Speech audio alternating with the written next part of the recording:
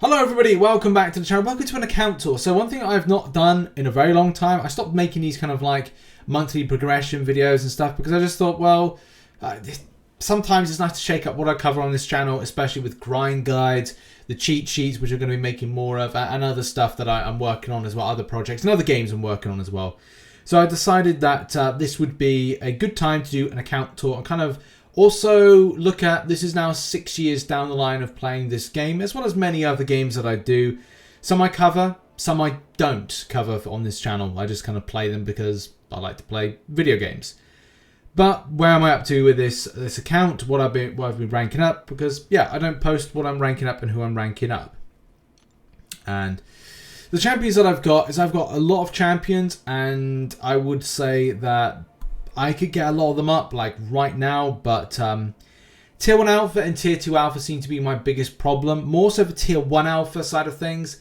And yeah, there's means to grab it and grind it, but it's just a case of it adds extra time on the grind as opposed to, you know, going, oh, I'm going to spend a load in the Glory Store and get a load of Tier 1 Alpha, which, by the way, is probably one of the easiest methods that I'm using at the moment to cultivate that. But look, this is going to be where I'm up to with my account, my grind, what I'm currently up to in game, what my future plans, and as well, what champions I've been ranking up and for whatever reason.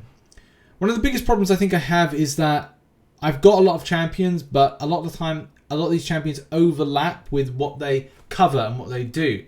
There's a lot of Mystic champions that theoretically do a lot of the same thing, just on a different rotation. Whether or not you've got a Sorcerer Supreme, Symbiote Supreme, Doctor Doom, Black Widow, Clairvoyant, and many other champions as well that have nullification-based things. There's only slight tweaks to the kit. Like, Sorcerer Supreme is cool because she's got slow debuff and a means to swap between different types of modes or types of, I can't remember what it is, like spell cast, whatever, runes, whatever rune kind of thing. Switching is just a means of going, okay, well, I'll do this, or indeed this. But a lot of them theoretically do the same. There's been a lot of champions that I have thought, right, well, should I bring up? Why am I bringing these up? Champions I'm spending a little bit more time with. And I think that's the thing. I need to start having a new main team which I switch out from time to time. The new Cavalier difficulty allows me to really switch out that team. And that's really the reason that I've decided to bring Black Widow, Deadly Origin up. And, well, before they made the changes, I brought up Venom to rank 5, which now I'm like, well, yeah, I'm sure I'll find a use for him, but it was like for the grind of the content, the node was great for buffed up. Now we don't have that. Black Widow, Daily Origin, Venom, Spider-Ham I brought up. Sorcerer Supreme as a recent rank 5, which I'm actually getting to enjoy. Morningstar has literally been my freshest rank 5 champion. I'm actually really into Morningstar. It's been a champion I've wanted to rank up for a very long time.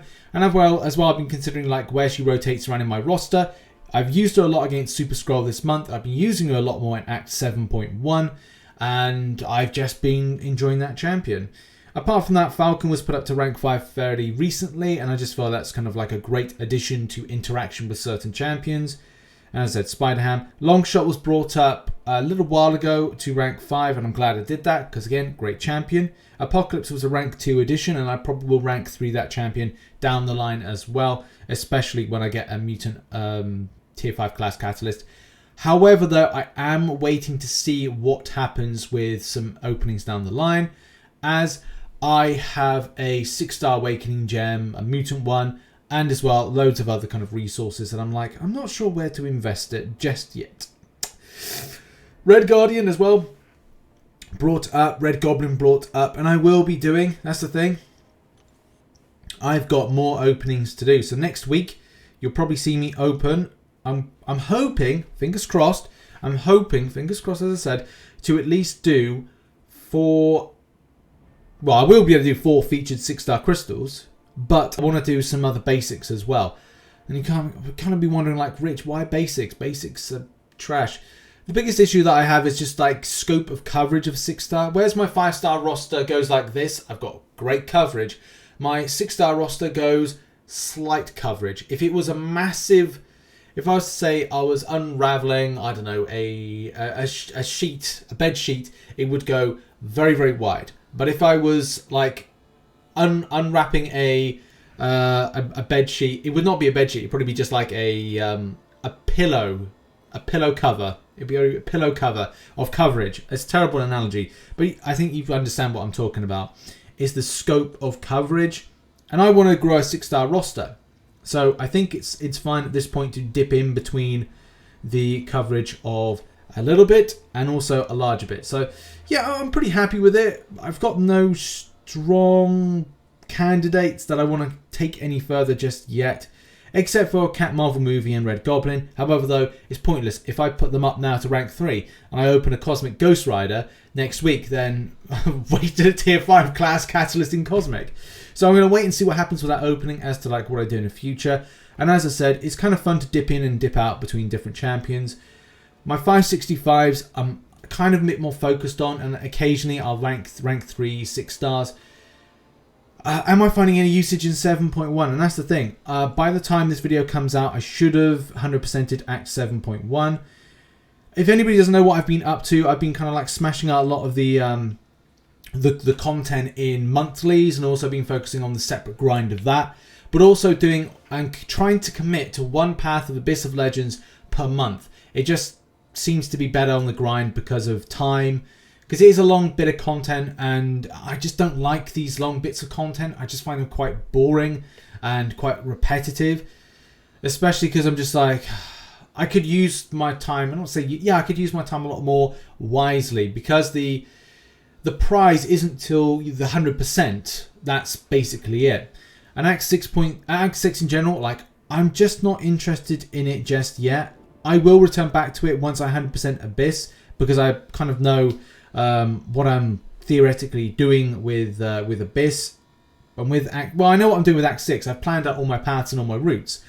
It's just long content that's very boring, and that's the same thing with Abyss. So I'm kind of left with 2 bits of boring content.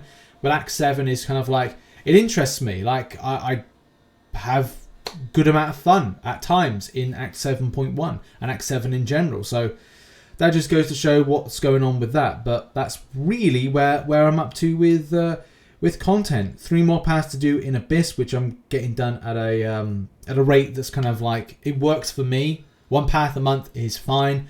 I don't get too pissed off with it, or at least I get pissed off. Say the last 3 days of kind of, I grind it over 3 days.